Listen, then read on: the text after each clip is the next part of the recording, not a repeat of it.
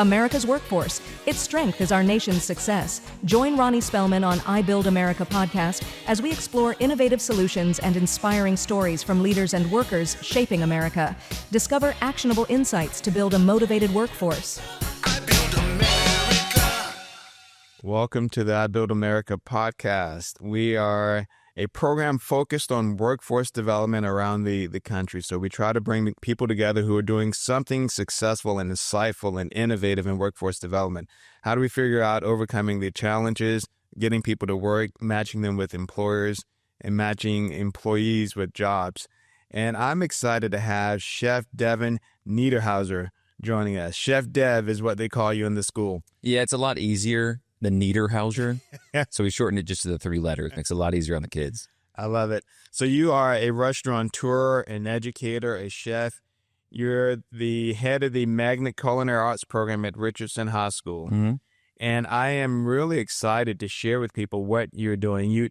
I had this conversation earlier. You think, what more can you innovate in the culinary side? I say that and think the same way when it comes to a lot of the fast food chicken restaurants. And every time I look, there's a new chicken restaurant and they find a way to build success. But you're doing something really, really special in your program. I've been to a number of events where your kids are managing the event.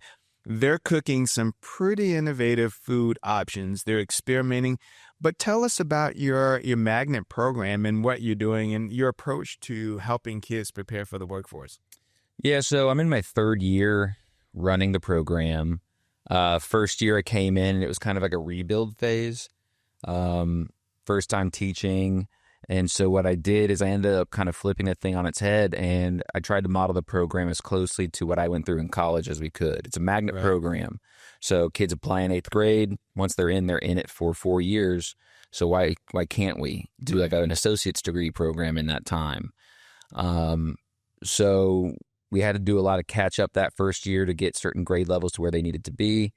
And since then, the curriculum stays the same, but everything else that we do in our time changes year after year. And Chef, tell me this, not interrupt you.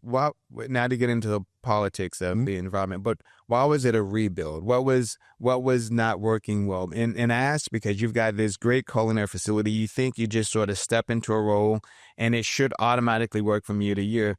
But I presume that it wasn't working, and you came in without any education, any prior high school education experience, teaching experience, and you started to do things differently. And then so many people think you go into a new job and you have to do things the same way that it's been done before, and you decided to throw away the manual book. and give these young people an opportunity to really refine their skills. But what was it that wasn't quite working? Again, not getting into too many details, but I think that might be important for people to understand. Yeah, so the person running it before me had their degree in hospitality management, and so they were hyper-focused on caterings. They put a lot of resources into opening like our lunch service. So we bought this equipment so we could serve lunches to the teachers. And when I came in, what I noticed is that they shared the menu with me that they had been serving, and it was the same menu they had been running for weeks. Right. Well, at that point, I'm thinking like, how am I maximizing my kids' time and their opportunity if they're cooking chicken salad 3 times a week? So, we're fortunate enough to be a magnet in our district, so we have a bigger budget. And I said, well, let's start spending it. And let's get some stuff that, we're kind of a lower income community. And so there's a lot of stuff that like to you or me might be an everyday food that these kids have never even seen or heard of before. Tell us about some of that. I went to one event that you hosted and you weren't there. It was an evening event with some pretty significant VIPs. And your student was telling me, I think it was an empanada dish that she took some time practicing and restructuring the recipe to make it work well. And I sat there amazed that this 17-ish young lady was experimenting on her own without you being present to try to figure out how the recipe, if I remember correctly, the inside of the empanada was a little too moist and it didn't hold well. So she was changing the recipe and experimenting. And I was just intrigued by the process. One, that she was willing to have the confidence to experiment and create a product that worked for this specific, and it was fantastic. But you give the kids, the students, a lot of autonomy. But walk us through changing from the chicken salad dish to changing to someone creating their own empanada from scratch. So that was Kendall. So she's one of my bright young stars and she's like my TA this year. She's my catering manager. Right. And, one of my big things when I came in, and what I did is I took a lot of my experience training new employees in the industry into, okay, well, now these are just younger employees. Right. So it's a little bit more soft-handed, but there still has to be more of that like brick wall exterior for myself and a little bit mean. But one of my big belief systems in teaching cooking is I could teach you how to cook chicken 15 different ways. Right. You probably won't remember any of those unless you mess it up once. And so we call it success through failure. Right. And, the whole goal is not the finished product. These kids go to school and they're so used to like, oh, the only thing that matters is this test, this test, Correct. this test, and the number I get from this test. And it's not, I don't want to see like exactly what you have learned per se. What I'm more focused on is you taking the things you've learned, putting them into practice, and when a mistake is made, you're able to tell me what mistake was made so that you will remember it and you'll know how to fix it in the future. Right. So that's how Kendall got to where she is with testing, making mistakes. She would make it. We'd both try it. We'd say, hey, let's try this new thing. So we just kind of workshop stuff like that. That is, I've built a lot of training programs within companies, and I took a similar approach. And then I read recently about a coach, I think it was a softball, baseball team coach, and he said that he found in helping his young people, these were youth, baseball, that they were so afraid of making a mistake and being benched that they didn't give their best. They took the soft and easy approach, and it sounds like yours is very much similar from a workforce development, skill development perspective. Is let them experiment, let them figure out their limits and their potential, and then not be afraid that if they make a mistake, they're going to be fired. Oh yeah, right. And but the other point that you mentioned is, as an educator in K through 12 at the high school level, you're not teaching them for the test. You're teaching them so that they can be prepared to succeed on their own and in business. Right. Oh, yeah. I mean, one of the big focuses, too, for the program is not every one of my kids is going to be a chef one day. Right. I've got a program of just under 100 kids right now, and maybe 10% of those will actually go probably into a kitchen. Sure. And so what I really try to do is I try to focus really hard on, we focus on being a good adult first. Right. How to be a grown-up, right? And I'm lucky enough to be teaching culinary arts, and the restaurant industry is very much like, how to be an adult. There's empathy. You have to learn how to communicate with people. You have to learn how to work hard when you're supposed to be working hard. And the barrier for entry to that is non-existent.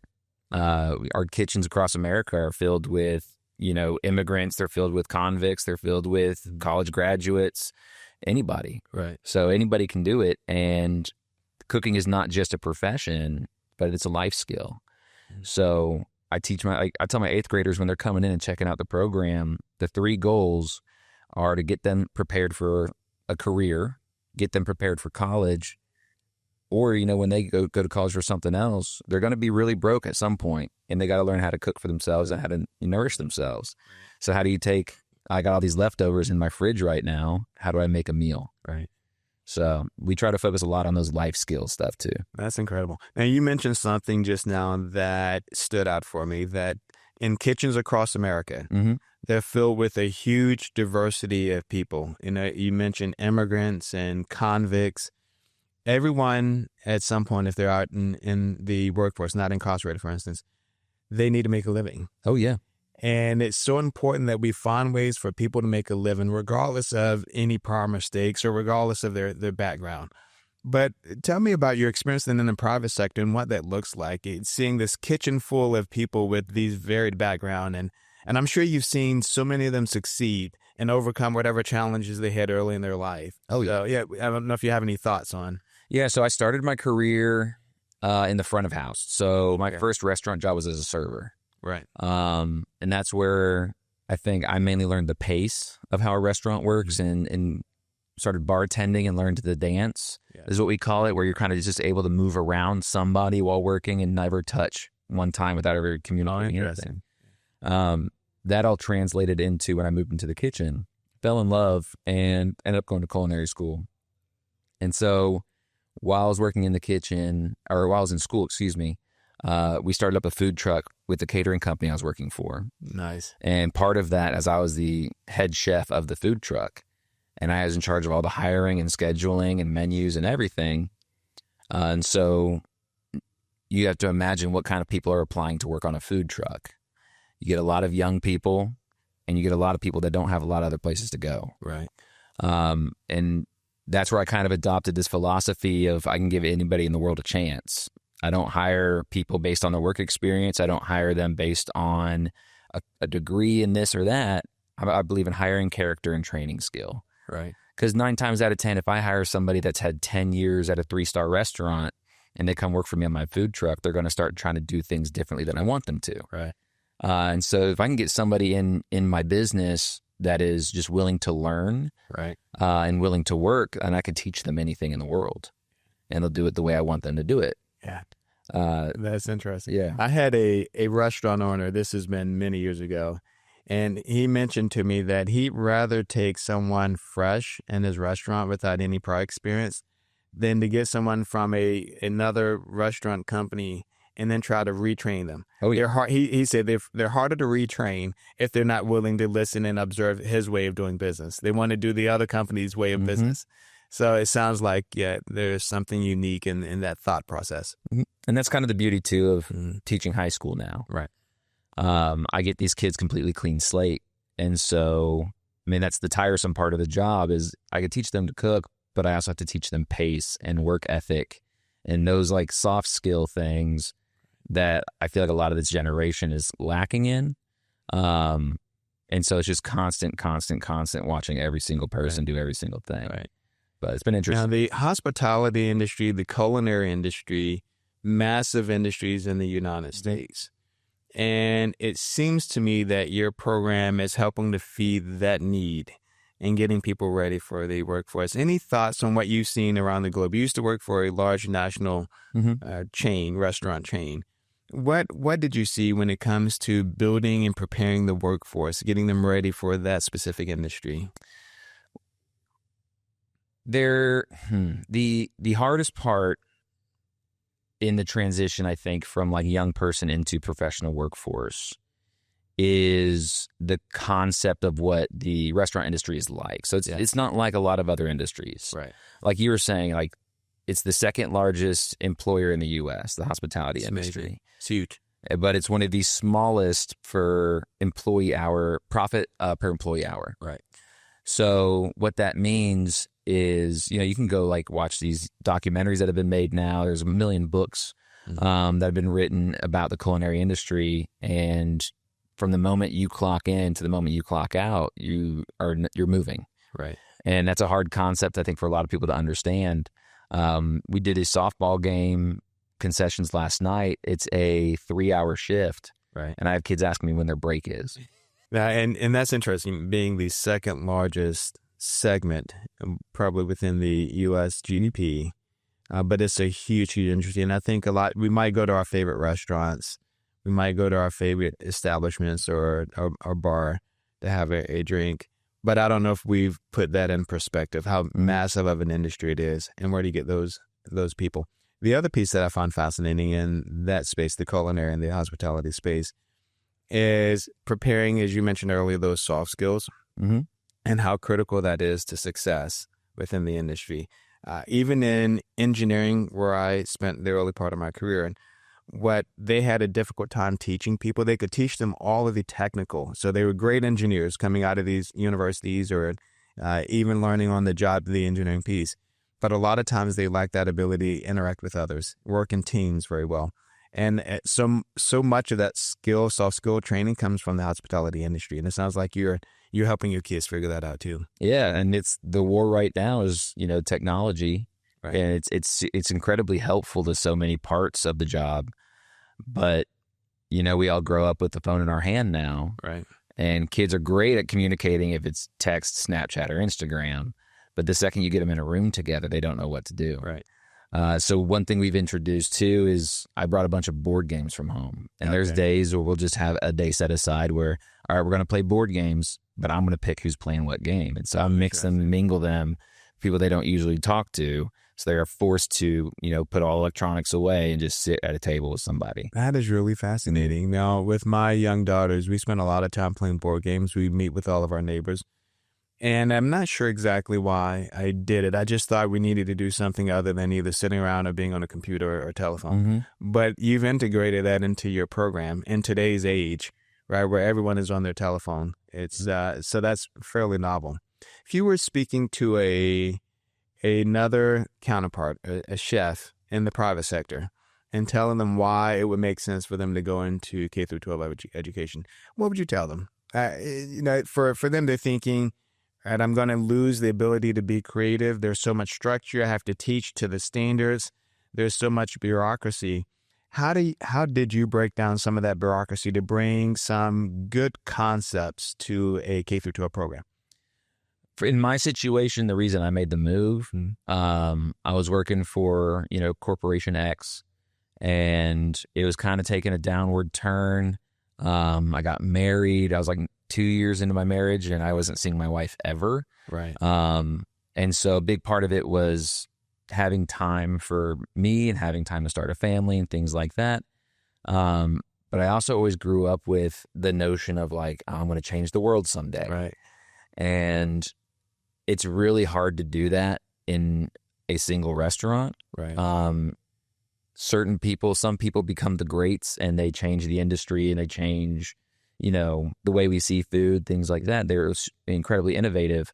But for most of us in the industry, like, you're probably not going to be that guy that's on Netflix, Sure. So another way I could do that was I could get involved in teaching these younger kids and helping improve the industry as a whole, at least locally. Right. And then again, no telling how many of these kids move off somewhere else and start a career elsewhere. So feeding the industry essentially is how I decided I'm going to change the world. So that's fascinating. So you decided to go into essentially workforce development because then you can help train people to go out into the workforce and do great things. So you could have that student that becomes the next Netflix person, right? Fingers crossed. Fingers crossed. And that's pretty amazing. So if you have someone though that becomes the next you in education, now you mentioned why you went into education, but for you coaching another chef on why it makes sense, would you tell them that specifically? Like, you can really impact the world by taking these youths year to year. And I love educators, by the way, and what you're doing is just amazing. But every year you get, how many students you have? About 70 in your program, you said? About 90, right? About 90, sorry, close to 100, you said. And having 100 kids year after year that you're training and cultivating and they're learning is an incredible impact on the workforce. You might have a guest come in with a wonderful experience, and that's great. They spend money in your restaurant, and then you might have some employees. But to shape these young, nearly 100 minds every single year is just amazing to me. But if you're looking at another chef, and defining how you have done what you've done in 3 years, how would you shape that? Like building curriculum, building the program where you're giving them hands-on experience. Like how have you put that together? For you probably did it and it looked easy, but other people out there thinking, how do I replicate what you've done? I think it probably looks easy. Yeah. But I'm still doing it. Right. I always had that creative artistic bone, and I think that's what drew me into the kitchen. And I bring that into teaching as well, where, like I said, we don't do the same thing every year. The curriculum, for the most part, I need to teach you about vegetables and starches and grains and things like that.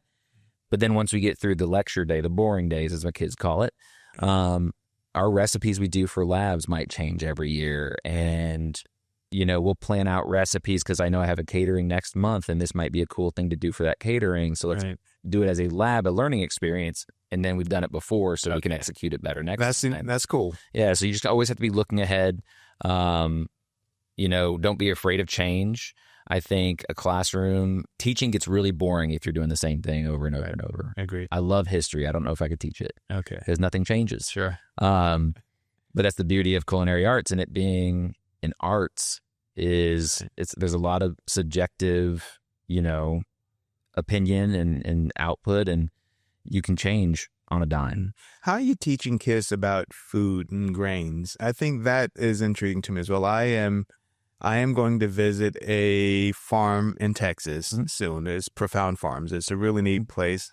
Aquaponics. It's locally grown. They sell to a lot of restaurants. An incredible farm. There's another one very similar that I visited some months ago. Are you taking them and helping them understand those pieces, understand how food grows, where it grows, how to process food once you get it in? Now you're teaching them how to cut a tomato properly. But what does that look like on that educational piece side and opening their eyes to different food cons and how do you treat the food? We are incredibly fortunate to have an environmental science program at our school as well. Fantastic. So we actually have a greenhouse on our roof. Okay. We do a small section on sustainability because that's like it has grown over the last 10 years quite a bit in restaurants. And so we've learned that like all of our scraps from vegetables and produce, we can take to the greenhouse, put it in the compost. Okay. They can grow fresh herbs that we can use in our dishes. And so we learn how to be a little bit more self-reliable on those things. Of course, we have the textbooks, PowerPoints provided to us that have all the written information on, how starches react to alkali waters and things like that. Sure. But I push that hands-on stuff so much. And I know when we go through fruits, because we don't usually cook a lot with fruits until baking, I'll go to like 5 different grocery stores and just buy the weirdest things I can buy that are fruits. And so that way the kids can see something they've never seen before. Nice. Get a knife in their hand, see like how to cut it. If I give them the opportunity to cut it on their own, right, they're going to find out real quick if they did it right or wrong. Oh, it would have been easier if I cut it this way instead of that way. Sure. But then we get to taste everything too. I have a few nicks, by the way, from not doing it properly. Oh yeah, me too. Me too. Pretty neat. So you've been at the high school for 3 years. Mm-hmm. Where are you finding your students going as they prepare for whatever the next stage is? So as you mentioned, some are going to college, some may go into culinary, some are going into what other industries? What does that look like that you can find? I know the kids don't necessarily report back where they've landed, but where are you finding just kind of on a hunch some of those that you're getting? So first year in, those graduating seniors, I barely knew them at that point. Right. Second year in, I had those kids for the 2 years. I know I have one that's a head baker right now. Oh, wow. Already? Sweet. And you then did something right then. I don't think anybody went to like any big name culinary schools. Sure. I think most of them went into industry. Some went to college for like engineering and stuff like that. This year I have one going to Johnson & Wales. And I have another one that's looking at culinary school elsewhere. And then my juniors I have right now, I know one for a fact is going to Johnson & Wales already. Nice. And so what I'm seeing is the longer that I'm there, the more kids stay in. Right. Before I got there, I came from industry in the private sector, and one of our big metrics we would measure was your turnover rate. It's a huge measurement in the corporate world. Right. If I hire somebody, how long until they quit? And so that just got ingrained in me. And so when I came into this program where they used to let in 50 kids at freshman year, they'd have 10 graduate in the magnet. Wow. Because kids were dropping every year. When I came in, now the only drops I have are maybe 3 tops per year. And it's usually because of scheduling concerns. They're like, I want to go in the medical field and I need space in my schedule to go do these classes. That's intriguing. So I looked at the turnover rate by the U.S. Chamber of Commerce the other day for the culinary hospitality industry, and it has one of the highest turnover rates in the country of all the industry segments. But you mentioned a few things, I think, earlier and then just now that is so useful. If you provide an environment where they're not cooking that chicken salad every day, you give them the opportunity to learn. People want to learn. Mm-hmm. And we might think they want to sit on their computers all day, but if you give them something worth learning, they'll learn it. And then if you give them something where they feel like they're independent and they can test their skills, then they will do so and they'll stick with you. You reduce that turnover by just making sure that they're getting something out of it for themselves. Yeah. And it's a big thing on culture too. Right. Excuse me. I remember when I went to Raleigh, and the owner of that restaurant right off the bat hated me. Okay. I came in, I was just a very different management style than she was used to. She was very type A. Systems in place, everything organized, you'll get the best product. Right. I came in and I'm more so on the, well, let's find a way to make this fun. Right. And let's create a culture so that people want to be here. And then I'll get the best product possible. Interesting. And it took about 6 months to finally get her on my side. But now, to this day, we're still good friends. She's still in Tennessee. She moved to Tennessee, and we still talk every now and then. Nice.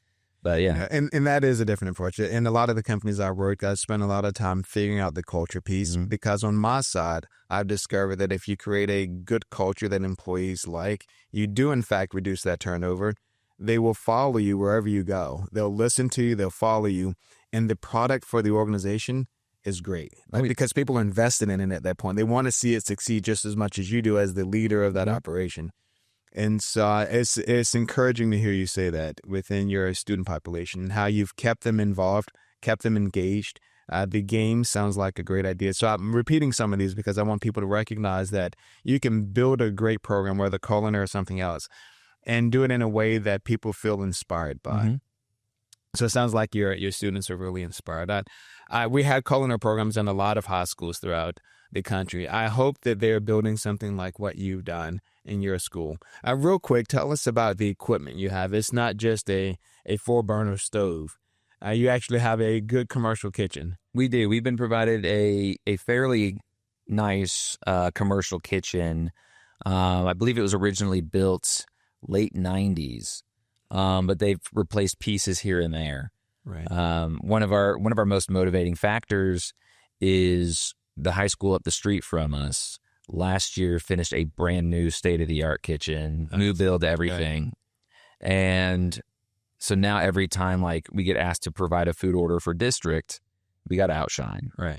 And the kids find that, take a lot of pride in what they're doing because of that. We have to be better than the school rival. Right. And another huge piece of that, is we're not just learning how to cook in culinary arts. Now we have a stove. It's a 4-burner griddle, but it was probably purchased in 2002. Okay. And that thing does not always want to work. And so when you go into private sector, you're not always guaranteed the best equipment. Right. A lot of kitchens have used or abused equipment, and you have to learn how to make things work with that equipment, how to fix it if it breaks, because you don't want to spend $800 for somebody to come out and fix it.